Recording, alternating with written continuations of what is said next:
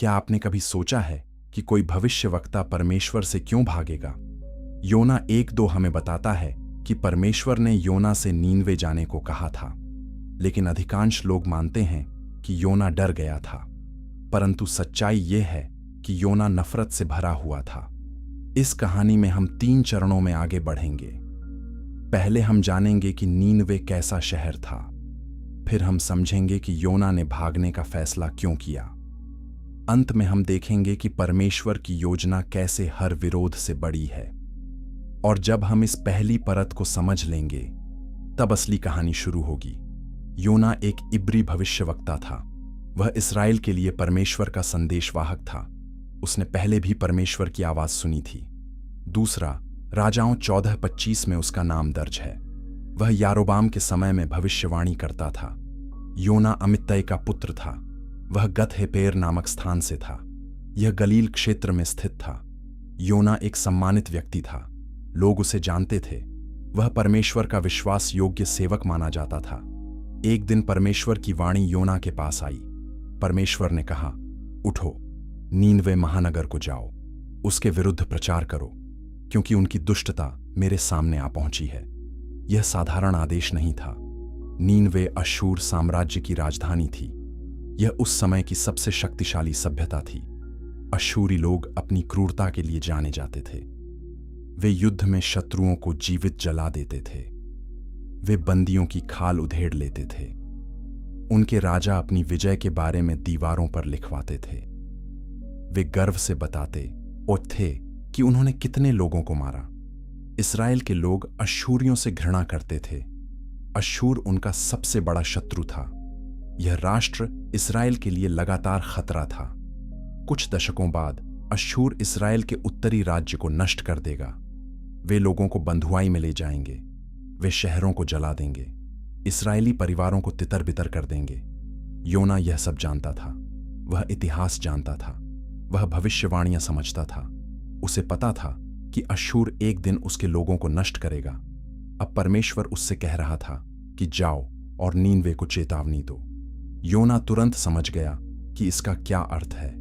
अगर वह जाकर उन्हें चेतावनी देता है तो शायद वे पश्चाताप करेंगे, और अगर वे पश्चाताप करते हैं तो परमेश्वर उन्हें क्षमा कर देगा, और अगर परमेश्वर उन्हें क्षमा करता है तो वे और शक्तिशाली हो जाएंगे, और फिर वे इस्राएल को नष्ट करने आएंगे। योना यह सोचकर डर गया, लेकिन उसका डर केवल भय नहीं था, यह गहरी नफरत थी। योना ने एक निर्णय लिया। वह परमेश्वर की आज्ञा नहीं मानेगा। वह नीनवे नहीं जाएगा। इसके बजाय वह विपरीत दिशा में भागेगा। योना यरूशलेम के पश्चिम में स्थित याफा बंदरगाह की ओर गया। वहां उसे तर्शीश जाने वाला जहाज मिला। तर्शीश भूमध्य सागर के सुदूर पश्चिमी छोर पर था।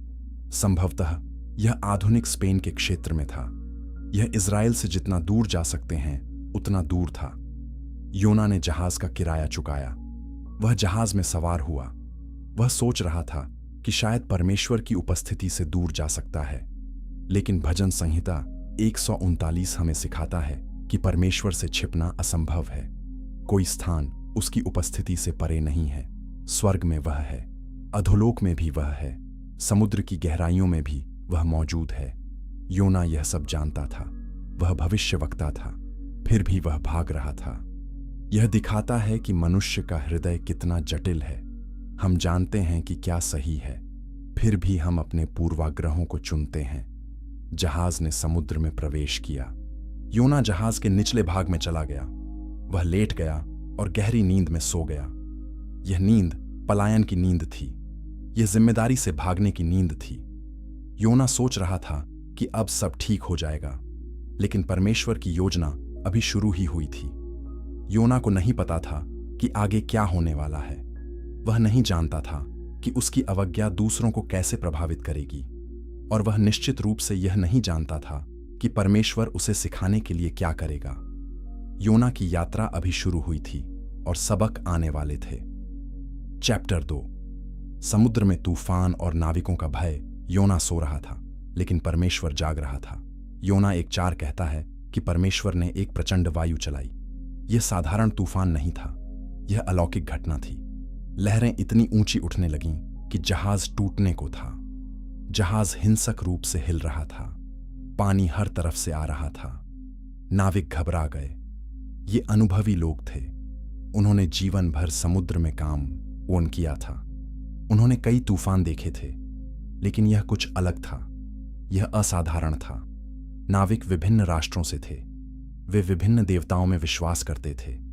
प्रत्येक ने अपने देवता को पुकारना शुरू किया। कोई बाल को पुकार रहा था, कोई दागोन को, कोई अन्य देवताओं से प्रार्थना कर रहा था। वे चिल्ला रहे थे, वे विनती कर रहे थे, लेकिन तूफान और तेज होता गया। उन्होंने जहाज का माल समुद्र में फेंकना शुरू कर दिया। उन्हें जहाज को हल्का करना था। महंगे सामान को पानी में फेंक दिया गया। व्यापारिक वस्तुएं समुद्र में डूब गईं। हर चीज जो वजनदार थी उसे बाहर फेंका गया। फिर भी तूफान थमा नहीं। जहाज का कप्तान नीचे गया। वहां उसने योना को सोते हुए पाया। यह अविश्वसनीय था। पूरा जहाज मौत से लड़ रहा था और यह आदमी सो रहा था। कप्तान ने उसे जोर से हिलाया। उसने चिल्लाकर कहा, उठो, तुम कैसे सो सकते हो?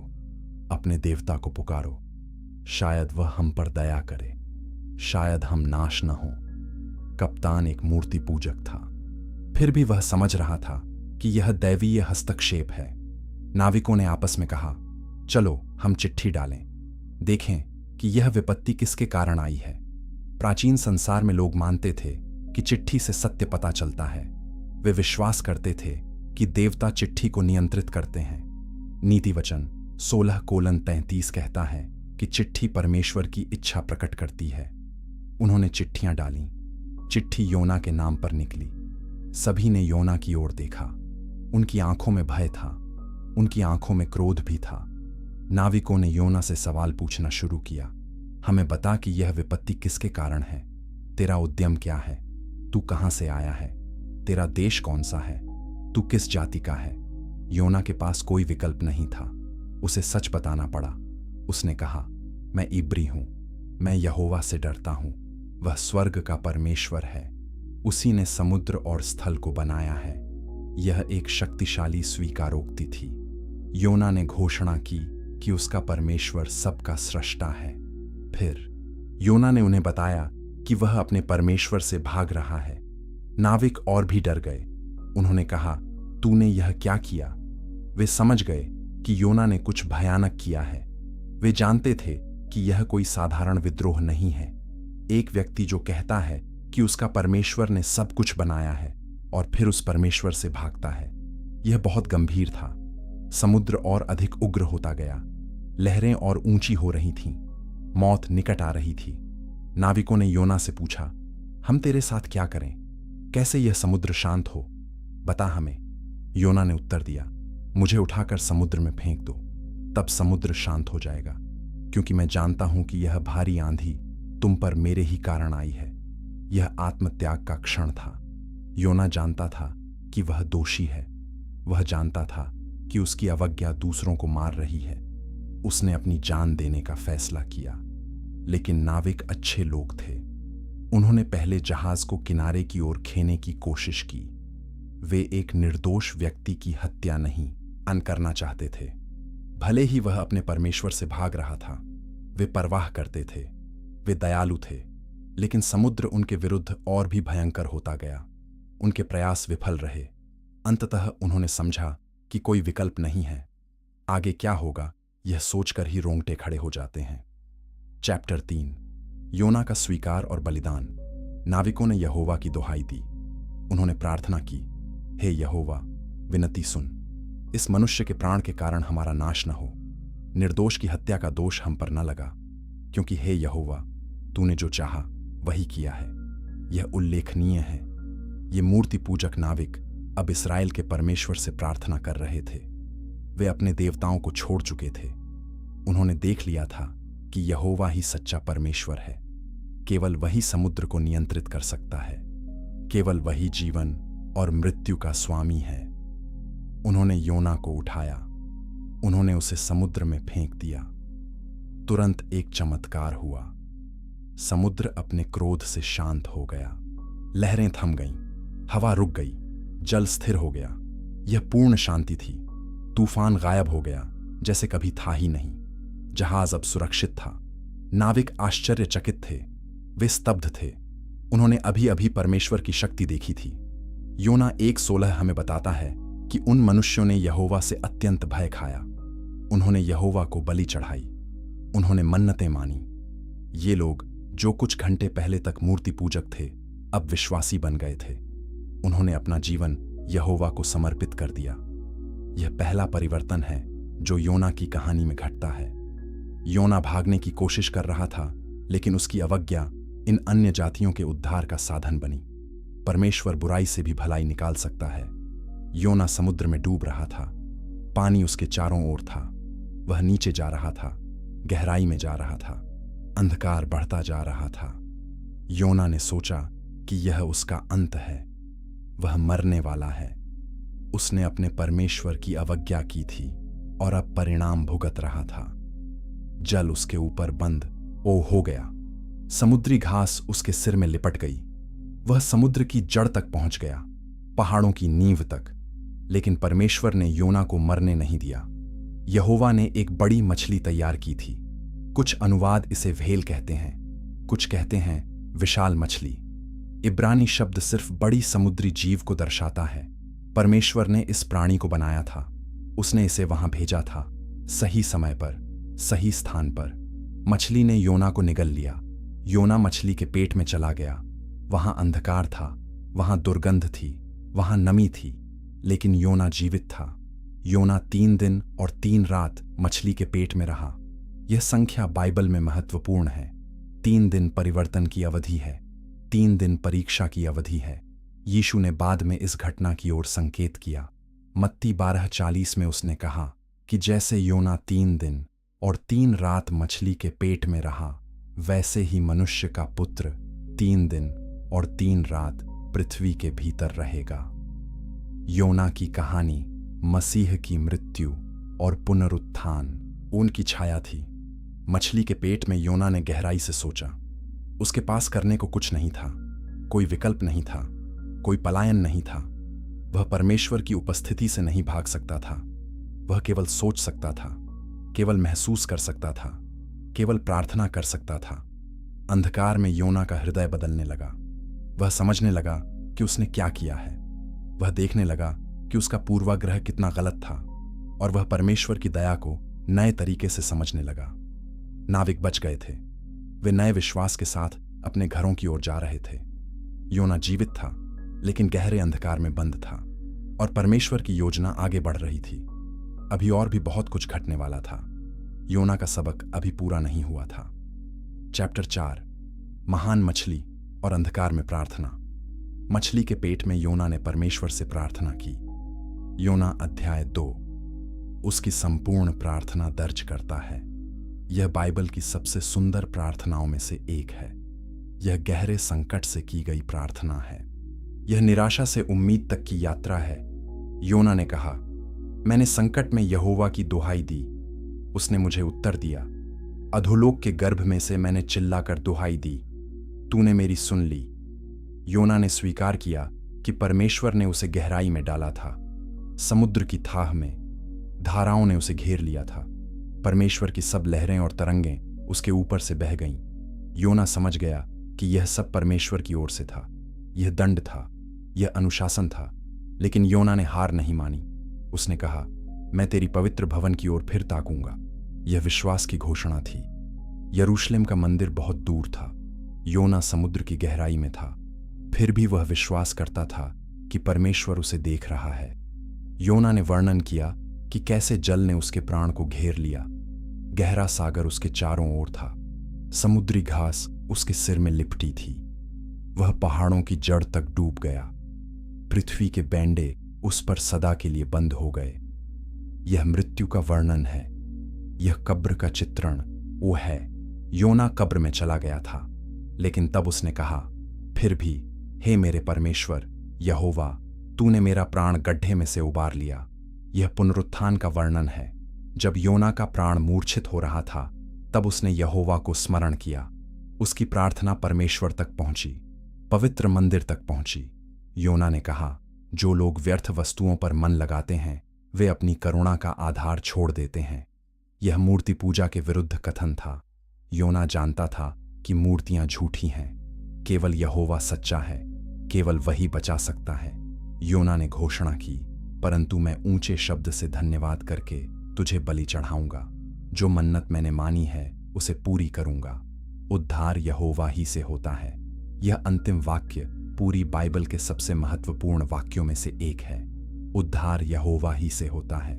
मनुष्य अपने आप को नहीं बचा सकता। मनुष्य अपने कार्यों से उद्धार नहीं पा सकता। केवल परमेश्वर बचाता है।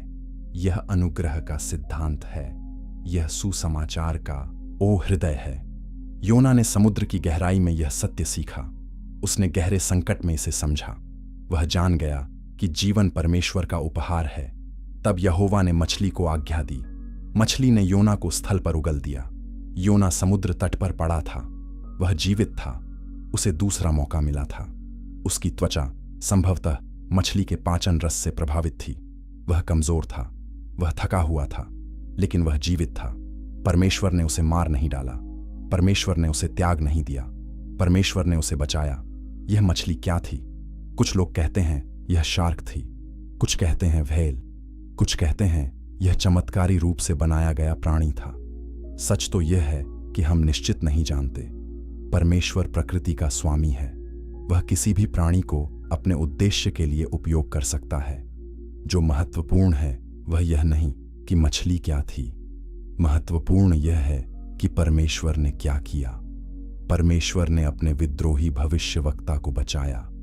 योना का पुनर्जन्म हुआ था। वह समुद्र में मर गया था और अब वापस आया था। उसे नया जीवन मिला था, नया अवसर मिला था, लेकिन साथ ही उसे वही आदेश फिर से मिलने वाला था। परमेश्वर की योजना नहीं बदली थी। नीनवे को अभी भी संदेश की जरूरत थी। योना को अभी भी जाना था, लेकिन अब योना बदल चुका था। उसने परमेश्वर की शक्ति देख ली थी। उसने अपनी कमजोरी जान ली थी। वह और अधिक विनम्र था। क्या यह उसके पूर्वाग्रह को बदल देगा? यह अभी देखना बाकी था। चैप्टर 5, दूसरा मौका और नीनवे की यात्रा। यहोवा का वचन दूसरी बार योना के पास पहुंचा। परमेश्वर ने कहा, उठ महान नगर नीनवे को जा। जो बात मैं तुझसे कहूंगा वही उसमें प्रचार कर। इस बार आदेश थोड़ा अलग था। पहली बार परमेश्वर ने कहा था, उनके विरुद्ध प्रचार करो। अब वह कहता है, जो मैं कहूंगा वह प्रचार करो। परमेश्वर योना को विशिष्ट संदेश देगा। योना को बस उसे दोहराना था। उसे अपनी राय जोड़ने की जरूरत नहीं थी। इस बार योना ने आज्ञा का पालन किया। वह उठा। उसने नीनवे की यात्रा शुरू की। यह लंबी यात्रा थी। नीनवे इस्राएल के पूर्व में कई 100 मील दूर था। यह टाइग्रिस नदी के किनारे स्थित था, आधुनिक इराक के क्षेत्र में। योना शायद कई हफ्तों तक चला, रेगिस्तान से होकर, पहाड़ों से होकर, नदियों को पार करके। हर कदम पर उसका मन भारी था। वह जानता था कि वह शत्रु के शहर में जा रहा है। योना 3:3 हमें बताता है कि नीनवे परमेश्वर की दृष्टि में एक बहुत बड़ा अन्नगर था। उसमें 3 दिन की यात्रा लगती थी। इसका अर्थ है कि शहर लगभग 60 मील व्यास का था। आधुनिक पुरातत्व इसकी पुष्टि करती है। नीनवे विशाल था। वहां लाखों लोग रहते थे। ऊंची दीवारें थीं, भव्य महल थे, विशाल मंदिर थे। यह अपने समय का सबसे महान शहर था। योना शहर में प्रवेश किया। उसने 1 दिन की यात्रा की। फिर उसने प्रचार करना शुरू किया। उसका संदेश बहुत छोटा था, केवल 5 शब्द इब्रानी भाषा में। योना 3:4 में दर्ज है। अब से 40 दिन के बीतने पर नीनवे उलट दिया जाएगा। बस इतना ही। कोई लंबा उपदेश नहीं, कोई विस्तृत व्याख्या नहीं, सिर्फ सरल घोषणा। 40 दिन, फिर विनाश। यह आश्चर्यजनक है कि योना ने कोई आशा की पेशकश नहीं की। उसने यह नहीं कहा कि पश्चाताप करो तो बच जाओगे। उसने यह नहीं कहा कि परमेश्वर दयालु है। उसने बस कहा कि तुम नष्ट हो जाओगे। शायद योना यही चाहता था। शायद वह सोच रहा था कि अगर वह कोई उम्मीद नहीं देगा तो लोग पश्चाताप नहीं करेंगे, और अगर वे पश्चाताप नहीं करते तो परमेश्वर उन्हें नष्ट कर देगा, और तब योना का अपना राष्ट्र सुरक्षित रहेगा। लेकिन कुछ अद्भुत हुआ। नीनवे के लोगों ने परमेश्वर पर विश्वास किया। वे तुरंत पश्चाताप करने लगे। उन्होंने उपवास रखा। उन्होंने टाट ओढ़ा, बड़े से लेकर छोटे तक, अमीर और गरीब, शक्तिशाली और कमजोर, सबने अपने पापों के लिए शोक मनाया। यह इतिहास में सबसे बड़ा सामूहिक पश्चाताप था। एक विदेशी भविष्यवक्ता का छोटा संदेश पूरे शहर को बदल रहा था। यह कैसे संभव हुआ? शायद नीनवे के लोग पहले से ही अपनी बुराई से परेशान थे। शायद उनकी अंतरात्मा उन्हें दोषी ठहरा रही थी। शायद उन्होंने अन्य राष्ट्रों का विनाश देखा था। वे जानते थे कि उन्होंने क्या किया है। वे जानते थे कि वे दंड के योग्य हैं। जब योना का संदेश आया तो उन्हें लगा कि यह सच है। यह परमेश्वर की आवाज थी। एक और कारण हो सकता है। शायद नीनवे के लोगों ने योना की उपस्थिति को ही चमत्कार माना। प्राचीन इतिहासकार बताते हैं कि जब कोई व्यक्ति बड़ी मछली द्वारा निगल लिया जाता है और जीवित बचता है तो उसकी त्वचा सफेद और विकृत हो जाती है। शायद योना ऐसा दिखता था। शायद लोगों ने सोचा कि वह मृत्यु से लौटा है। शायद इसीलिए उन्होंने उसके संदेश को गंभीरता से लिया। हम निश्चित नहीं जानते, लेकिन हम जानते हैं कि परमेश्वर काम कर रहा था। चैप्टर 6, पश्चाताप का संदेश और राजा की प्रतिक्रिया। योना का संदेश नीनवे के गलियों में फैल गया। हर घर में, हर बाजार में, हर मंदिर में लोग एक दूसरे से कह रहे थे कि एक भविष्यवक्ता आया है। वह कहता है कि परमेश्वर हमें नष्ट करने वाला है। केवल 40 दिन बचे हैं। भय शहर में फैल गया, लेकिन यह केवल भय नहीं था, यह सच्चा पश्चाताप था। लोग समझ रहे थे कि उन्होंने पाप किया है। नीनवे हिंसा का शहर था। वहां लूटपाट थी, वहां झूठ था, वहां अत्याचार था। अमीर लोग गरीबों को सताते थे, न्यायाधीश रिश्वत लेते थे, व्यापारी धोखा देते थे, सैनिक निर्दोष लोगों को मारते थे। आम पूरा समाज भ्रष्ट था।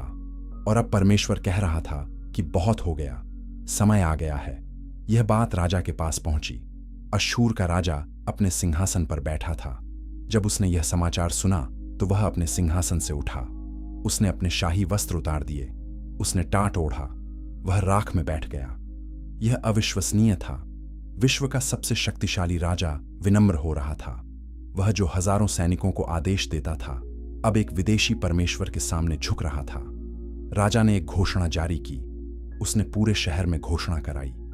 योना 3:7-8 में लिखा है कि राजा ने कहा, नीनवे में राजा और रईसों की आज्ञा से यह प्रचार हो कि मनुष्य या पशु, गाय बैल या भेड़ बकरी कोई कुछ भी न खाए, न चरें और न पानी पिएं। मनुष्य और पशु दोनों टाट ओढ़ें। वे परमेश्वर की दोहाई चिल्ला चिल्ला कर दें, अपनी बुरी चाल से फिरें, उस उपद्रव से जो वे करते हैं पलट जाएं। यह आदेश हर स्तर पर पश्चाताप की मांग करता था।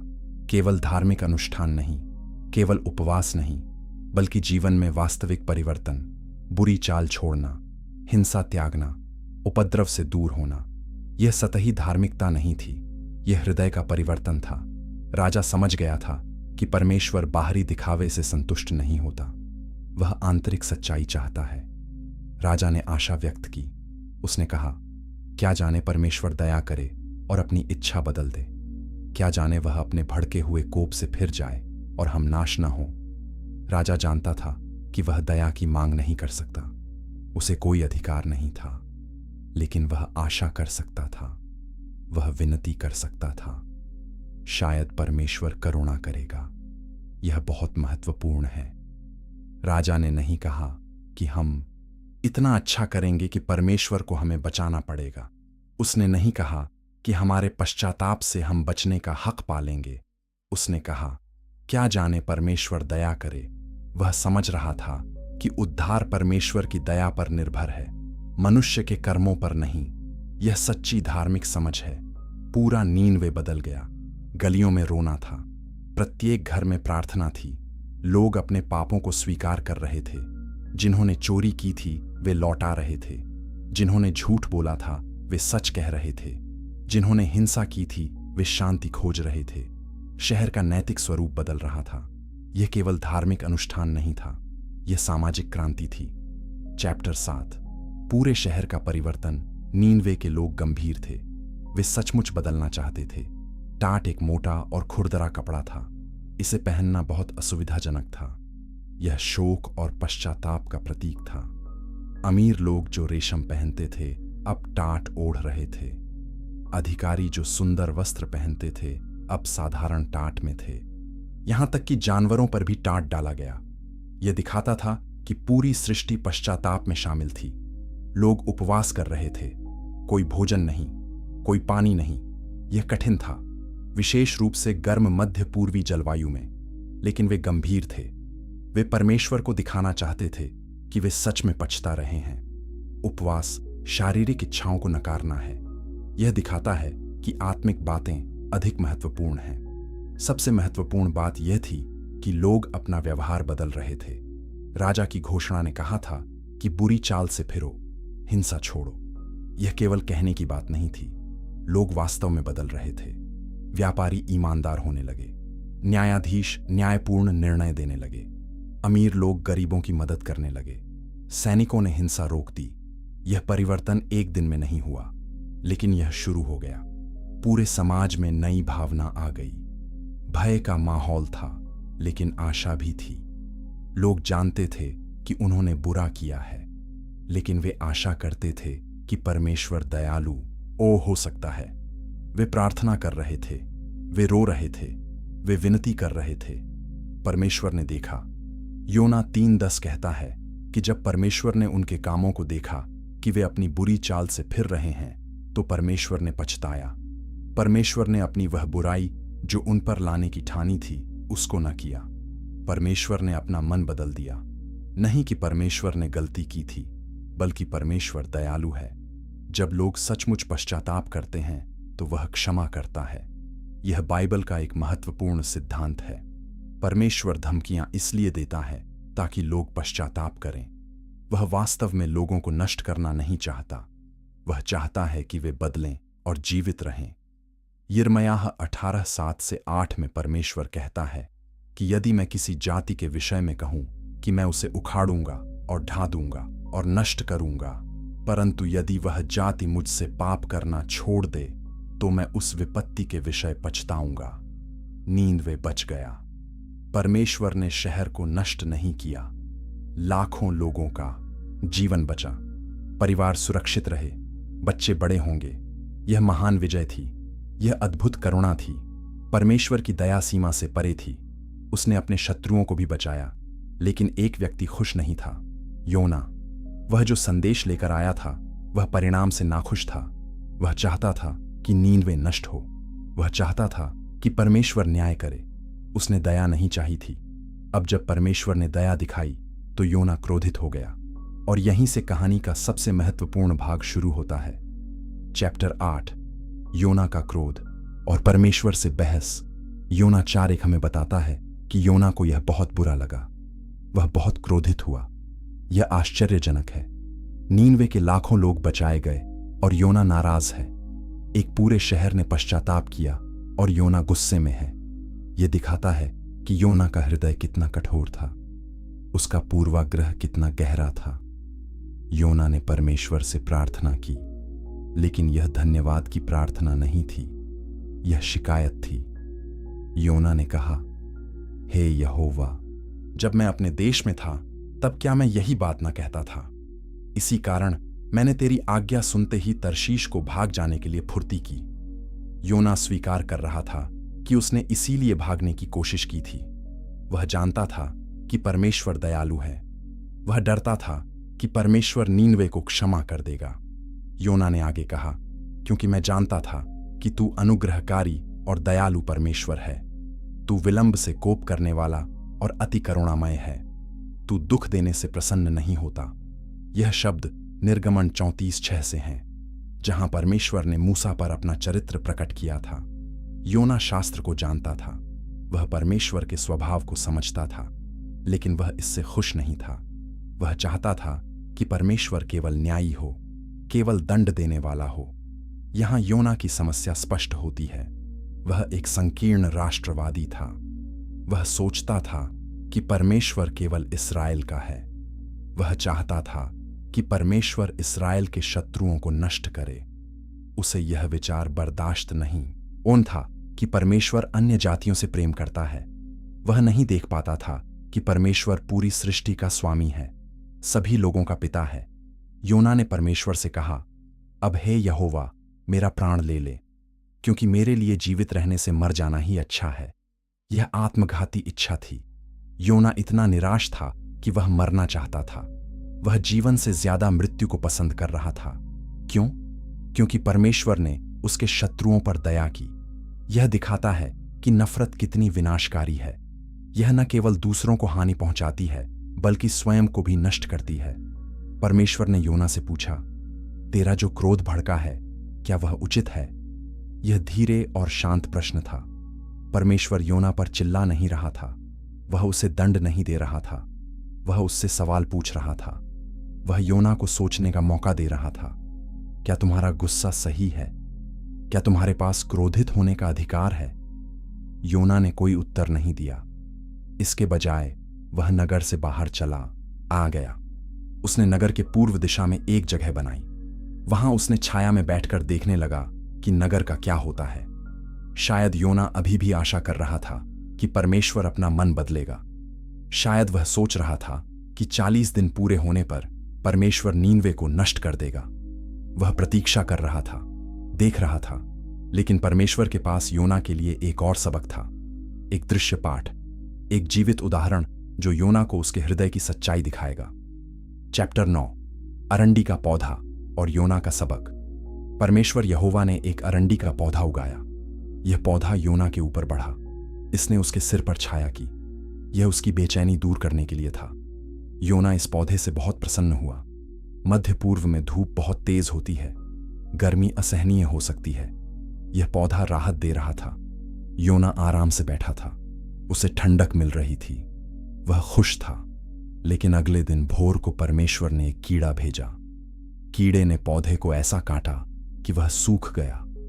पौधा मुरझा गया। पत्तियां गिर गईं। छाया खत्म हो गई। योना फिर से धूप में था।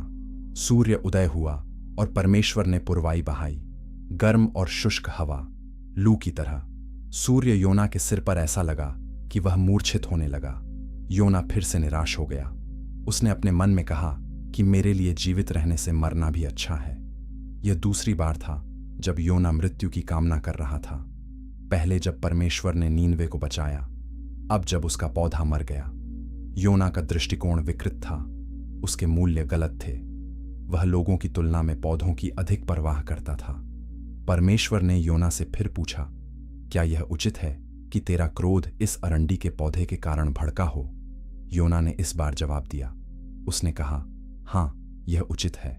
मेरा क्रोध ऐसा भड़का है कि मैं मर जाना चाहता हूं। योना अपने गुस्से को उचित ठहरा रहा था। वह सोचता था कि उसे क्रोधित होने का अधिकार है, एक पौधे के लिए। तब परमेश्वर ने सबक दिया।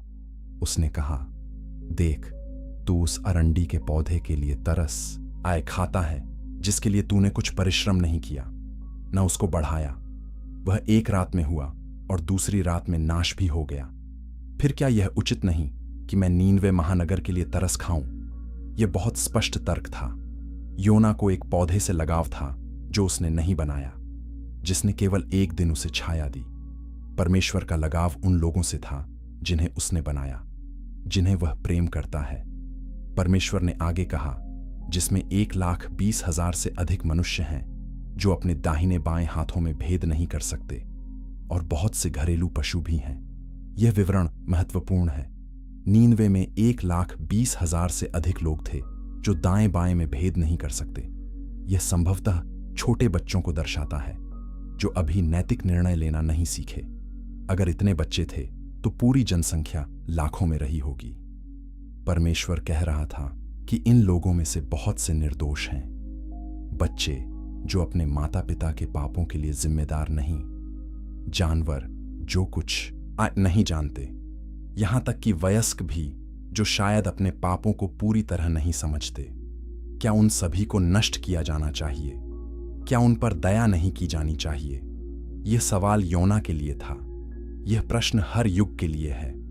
क्या हमें अपने शत्रुओं पर दया करनी चाहिए? क्या हमें उन लोगों की परवाह करनी चाहिए जो हमसे अलग हैं? क्या परमेश्वर का प्रेम केवल हमारे समूह के लिए है या सभी के लिए? योना की कहानी यहीं समाप्त होती है। हमें नहीं पता कि योना ने क्या उत्तर दिया। हमें नहीं पता कि उसने सबक सीखा या नहीं, लेकिन हमें अपना उत्तर देना है। चैप्टर 10 करुणा बनाम न्याय का संघर्ष। योना की कहानी केवल इतिहास नहीं है, यह दर्पण है। यह हमें अपना प्रतिबिंब दिखाता है। हम सभी में योना जैसा कुछ है। हम सभी अपने पूर्वाग्रह रखते हैं। हम सभी कुछ लोगों को अधिक और कुछ को कम पसंद करते हैं। हम सभी चाहते हैं कि परमेश्वर हमारे शत्रुओं को दंड दे, लेकिन परमेश्वर की दृष्टि अलग है। योना सोचता और था कि वह सही है। वह सोचता था कि नीनवे के लोग दंड के योग्य हैं। तकनीकी रूप से वह सही था। नीनवे दुष्ट था। उन्होंने भयानक पाप किए थे। वे न्याय के योग्य थे। लेकिन परमेश्वर न्याय से परे देखता है। वह संभावना देखता है। वह पश्चाताप की क्षमता देखता है। वह परिवर्तन की आशा देखता है। न्याय महत्वपूर्ण है। परमेश्वर न्यायी है। पाप के परिणाम होते हैं। बुराई को दंड मिलना चाहिए। लेकिन परमेश्वर केवल न्यायाधीश नहीं है, वह पिता भी है। वह प्रेमी भी है। वह मोचन देने वाला भी है। वह चाहता है कि लोग बचें। वह चाहता है कि लोग बदलें। वह चाहता है कि लोग उसे जानें। नीनवे की कहानी बताती है कि परिवर्तन संभव है। कोई भी व्यक्ति इतना बुरा नहीं कि बदल न सके। कोई भी समाज इतना भ्रष्ट नहीं कि सुधार न हो सके। जब लोग सच्चे हृदय से पश्चाताप करते हैं तो परमेश्वर क्षमा करता है, चाहे वे कौन भी हों, चाहे उन्होंने क्या भी किया हो। लेकिन योना इसे स्वीकार नहीं कर सका। उसका क्रोध उसकी करुणा से अधिक मजबूत था। उसकी नफरत उसके विश्वास से अधिक गहरी थी। वह परमेश्वर के संदेशवाहक के रूप में सेवा कर सकता था, लेकिन वह परमेश्वर के हृदय को साझा नहीं कर सका। यह दुखद है। योना के पास महान विशेषाधिकार था। वह इतिहास की सबसे बड़ी पुनरुद्धार को देखने वाला था, लेकिन वह इसका आनंद नहीं ले सका क्योंकि उसका हृदय बंद था। यह सवाल है, क्या हमारे हृदय खुले हैं? क्या हम परमेश्वर की दया को स्वीकार कर सकते हैं, यहां तक कि जब वह उन लोगों पर दया करता है जिन्हें हम पसंद नहीं करते? क्या हम उन लोगों की भलाई की इच्छा कर सकते हैं जिन्होंने हमें चोट पहुंचाई है? यह आसान नहीं है। यह शायद सबसे कठिन आध्यात्मिक चुनौती है। यीशु ने बाद में सिखाया कि अपने शत्रुओं से प्रेम करो। जो तुम्हें श्राप दें उन्हें आशीष दो। जो तुम्हारे साथ बुरा करें उनके लिए प्रार्थना करो। यह क्रांतिकारी शिक्षा थी। यह योना की कहानी का निष्कर्ष है। परमेश्वर चाहता है कि हम उसके जैसे बने, दयालु, करुणामय, क्षमाशील। भले ही इसका मतलब है कि हमें अपने पूर्वाग्रहों को छोड़ना होगा। योना की कहानी हमें चुनौती देती है। यह हमसे पूछती है कि हम किस तरफ हैं, न्याय की तरफ या करुणा की, नफरत की तरफ या प्रेम की, बदला लेने की तरफ या क्षमा की। परमेश्वर स्पष्ट रूप से करुणा की तरफ है। वह स्पष्ट रूप से प्रेम की तरफ है। वह स्पष्ट रूप से क्षमा की तरफ है। सवाल यह है कि क्या हम उसके साथ खड़े होंगे या हम योना के साथ खड़े होंगे जो क्रोधित और अकेला है। चैप्टर 11 योना की कहानी का अनंत सत्य। योना की कहानी केवल एक पुराना वृत्तांत नहीं है, यह हर युग के लिए संदेश है। इसके सिद्धांत आज भी उतने ही प्रासंगिक हैं जितने 3000 साल पहले थे। यह कहानी हमें परमेश्वर के बारे में बहुत कुछ सिखाती है। यह हमें मनुष्य के बारे में बहुत कुछ सिखाती है, और यह हमें उद्धार के बारे में बहुत कुछ सिखाती है। पहला सबक यह है कि परमेश्वर से भागना असंभव है। योना ने कोशिश की। उसने विपरीत दिशा में यात्रा की। उसने समुद्र पार करने की कोशिश की, लेकिन परमेश्वर वहां भी था। परमेश्वर सर्वव्यापी है। वह हर जगह मौजूद है। कोई स्थान उसकी पहुंच से परे नहीं है। यह सच्चाई आरामदायक और चुनौतीपूर्ण दोनों है। आरामदायक क्योंकि हम कभी अकेले नहीं हैं, चुनौतीपूर्ण क्योंकि हम कभी छिप नहीं सकते। दूसरा सबक यह है कि परमेश्वर अन्य जातियों से भी प्रेम करता है। योना सोचता था कि परमेश्वर केवल इस्राएल का है, लेकिन परमेश्वर पूरी सृष्टि का स्वामी है। उसने सभी लोगों को बनाया। वह सभी से प्रेम करता है। कोई राष्ट्र उसके प्रेम से बाहर नहीं, कोई समूह बहुत दूर नहीं, कोई व्यक्ति बहुत पापी नहीं। परमेश्वर का प्रेम सीमाओं को पार करता है। वह राष्ट्रवाद से परे है। वह जातीय पहचान से बड़ा है। तीसरा सबक यह है कि सच्चा पश्चाताप परिवर्तन लाता है। नीनवे के लोगों ने केवल शब्द नहीं बोले, उन्होंने अपने जीवन को बदल दिया। उन्होंने अपनी बुरी चाल छोड़ दी। उन्होंने वो हिंसा त्याग दी। सच्चा पश्चाताप केवल अफसोस महसूस करना नहीं है, यह जीवन शैली बदलना है, यह मन को बदलना है, यह दिशा को बदलना है। चौथा सबक यह है कि उद्धार परमेश्वर से आता है। योना ने मछली के पेट में घोषणा की कि उद्धार यहोवा ही से होता है। हम अपने आप को नहीं बचा सकते, हमारे कार्य पर्याप्त नहीं हैं, हमारी धार्मिकता अधूरी है। केवल परमेश्वर का अनुग्रह हमें बचा सकता है। यह संपूर्ण बाइबल का मूल संदेश है। पांचवां सबक यह है कि पूर्वाग्रह आध्यात्मिक अंधापन का कारण बनता है। योना एक भविष्यवक्ता था। वह परमेश्वर को जानता था, लेकिन उसकी नफरत ने उसे अंधा कर दिया। वह परमेश्वर के चमत्कार नहीं देख सका। वह परमेश्वर की दया का आनंद नहीं ले सका। पूर्वाग्रह खतरनाक है। यह हमारी आध्यात्मिक दृष्टि को नष्ट कर देता है। यह हमें परमेश्वर के कार्य से अलग कर देता है। योना की कहानी यीशु मसीह की ओर भी इशारा करती है। यीशु ने स्वयं इसका उल्लेख किया। उसने कहा कि जैसे योना 3 दिन मछली के पेट में रहा, वैसे ही वह 3 दिन कब्र में रहेगा। योना की मृत्यु और पुनरुत्थान यीशु की मृत्यु और पुनरुत्थान का प्रतीक था। योना का अन्य जातियों के पास जाना यीशु के सुसमाचार को सभी राष्ट्रों में फैलाने का प्रतीक था। लेकिन योना और यीशु में एक बड़ा अंतर है। योना अनिच्छा से गया, यीशु प्रेम से आया। योना नीनवे को नष्ट होते देखना चाहता था, यीशु संसार को बचाने आया। योना क्रोधित था जब लोग बच गए, यीशु आनंदित होता है जब पापी पश्चाताप करता है। योना अपूर्ण भविष्यवक्ता था, यीशु परिपूर्ण उद्धार करता है। योना की कहानी का अंत अधूरा है। हम नहीं जानते कि योना ने परमेश्वर के प्रश्न का क्या उत्तर दिया। शायद यह जानबूझकर है, क्योंकि कहानी वास्तव में योना की नहीं है, यह हमारी है। प्रश्न हमसे पूछा जा रहा है, क्या हम नीनवे के लिए करुणा रख सकते हैं? क्या हम अपने शत्रुओं के लिए परमेश्वर की दया को स्वीकार कर सकते हैं? क्या हम अपने पूर्वाग्रहों को छोड़ सकते उन्हें? योना की कहानी में नाविकों को याद करें। वे मूर्ति पूजक थे, लेकिन वे विश्वासी बन गए। योना भविष्यवक्ता था, लेकिन वह कड़वा हो गया। यह दिखाता है कि धार्मिक पृष्ठभूमि हृदय की गारंटी नहीं है। परमेश्वर को जानना उसे प्रेम करने के समान नहीं है। हम सत्य जान सकते हैं और फिर भी प्रेम में विफल हो सकते हैं। आज की दुनिया में योना की कहानी विशेष रूप से महत्वपूर्ण है। हम विभाजन के समय में रहते हैं, राष्ट्र के विरुद्ध राष्ट्र, जातीयता के विरुद्ध जातीयता, धर्म के विरुद्ध धर्म। हम आसानी से योना बन सकते हैं। हम चाहते हैं कि परमेश्वर हमारे लोगों को आशीष दे और दूसरों को दंड दे, लेकिन परमेश्वर सभी से प्रेम करता है। वह चाहता है कि सभी बचें। वह चाहता है कि सभी पश्चाताप करें। योना की कहानी हमें विनम्र बनाती है। यह हमें याद दिलाती है कि हम सभी पापी हैं। हम सभी को अनुग्रह की जरूरत है। हम सभी को क्षमा चाहिए। अगर परमेश्वर ने हमें बचाया है, तो वह दूसरों को भी बचा सकता है। अगर उसने हम पर दया की है, तो उसे दूसरों पर भी दया करने का अधिकार है। हम न्याय की मांग नहीं कर सकते और अपने लिए करुणा चाह सकते हैं। अंत में योना की कहानी आशा की कहानी है।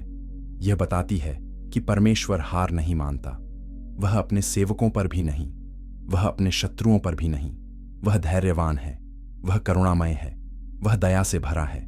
वह चाहता है कि सभी सत्य को जानें। वह चाहता है कि सभी बचें, और वह अपनी योजना को पूरा करने के लिए कुछ भी करेगा, भले ही इसका मतलब हो तूफान भेजना, मछली तैयार करना, पौधा उगाना या अनिच्छुक भविष्यवक्ता को पाठ पढ़ाना। परमेश्वर की करुणा सीमा से परे है। उसका प्रेम असीमित है और उसका धैर्य अनंत है। यही योना की कहानी का असली संदेश है, और यह संदेश जो 3000 साल पहले सत्य था, आज भी उतना ही सत्य है।